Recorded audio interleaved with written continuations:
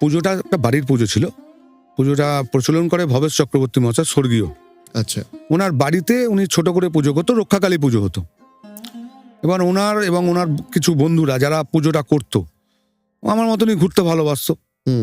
এবার নবদ্বীপে গেছে, গিয়ে দেখেছে ওখানে বড় বড় রাসের পুজো হয়, বড় বড় সব মূর্তি। দেখার পরে ওনার মনে হয়েছে যে আমার মাকে বড় করলে কেমন হয়, 100 বছর আগে।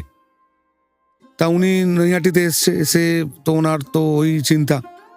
এবার উনি ওই 21 ফুট, আমাদের মানুষের হাতে 14 হাত, উনি মূর্তি তৈরি করলেন। আচ্ছা। এবং ওনার বন্ধুরা কেউ মাকে কিছু গয়না দিল, ছোট তখন আরম্ভ হলো, দিয়ে পুজো শুরু হলো। এই পুজোটা 100-র আরো পুরনো, কেন পুজোটা ছোট পুজোটা আরো হতো, আরো আগে থেকে আরম্ভ হয়েছে।